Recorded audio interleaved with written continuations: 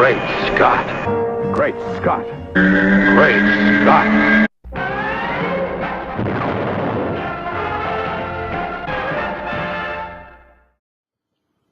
Hello everyone, and welcome to another episode of Great Scott. I'm Scotty B. Thanks for watching. So, Sci-Fi Now's edition 99, I guess, that's either out now or coming out very soon or has been out for a while. I don't know. I don't follow these things. Has our own Henry Cavill, Superman, Man of Steel, on the cover. And, of course, the symbol for Batman v Superman, the big title, Batman v Superman.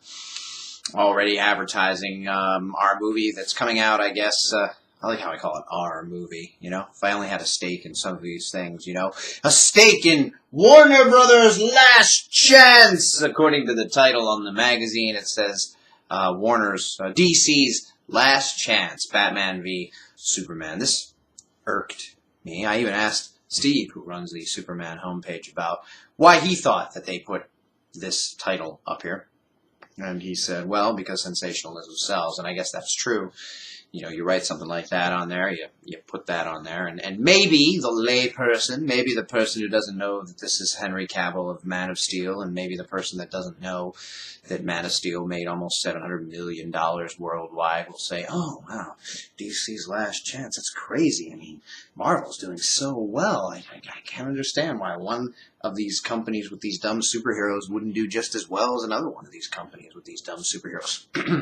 Because who really doesn't know that there are superhero movies coming out and superhero TV shows coming out and superhero this and superhero that every time you turn around, you know? I watched 2 episodes of Gotham last night, and I loved them. I'm really enjoying it. And you know me, I'm not a Batman fan, per se, although I do love all superhero movies and shows. I've seen ones I don't like when I put them on and don't watch them. You know, the trilogy we always talk about, the Dark Knight trilogy, didn't do it for me. But it was super successful. It made billions of dollars at the box office. And here we have a magazine saying inside DC's Last Chance. Probably one of the most successful film trilogies of all time. One of the most critically acclaimed film trilogies of all time.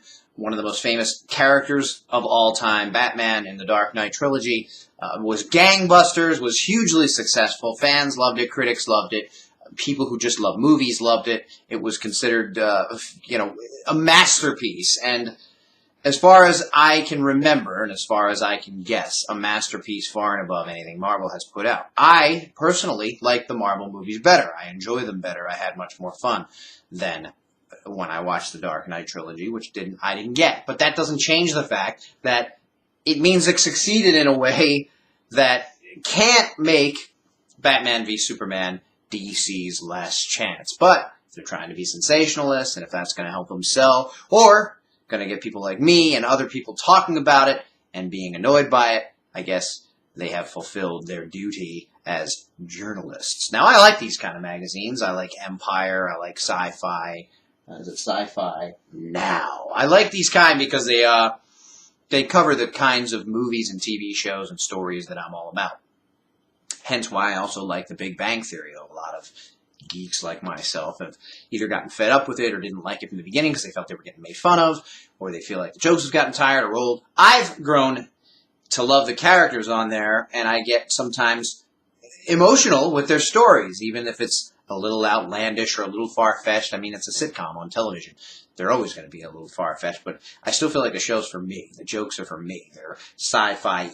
They're fantasy. They're based on superheroes and the things I watch and the things I've loved. Comic books all my whole life. Same reason I like Sci-Fi Now or Empire. I live in the United States of America, so I can get Empire at a bookstore, but I can't get a subscription, which is something that I might like to have. But I do like these kind of magazines. You got Arrow stuff on here. You got them talking about Gotham on here. X-Men, great movies that are upcoming.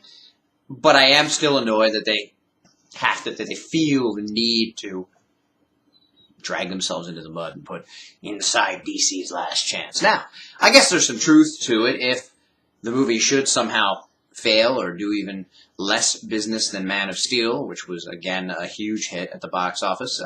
I've seen some accounts that say it made negative 1% after it paid for whatever costs, and maybe including some other reboots of Superman that never happened or something. I don't know how it works exactly. I just know that you look at the success at the box office and you go, even if we owed this much from some other failures, clearly the people liked it, and clearly Superman is still popular, and clearly it still worked out. So no one's going to sneeze at $700 million and say, well, it just wasn't a success. I've heard a lot of people say DC wasn't happy enough, and that's why they're throwing Batman in here. I don't know that that's true. I've kind of said that myself in moments of anger or frustration that Superman couldn't just have his own movie. But we're going to see that. That's still coming. And there's going to be Batman standalones and Wonder Woman's and Flashes and everything else. So I'm excited, and I'm happy that Henry Cavill gets to be the first of the new movie to be on a magazine cover. And I want to see more. I want to see more magazine covers with Batman and Wonder Woman and all the other characters. I want to see all of them together on covers. And we're coming to that. It's as we're getting closer and closer. This is just a real early one, and it's exciting.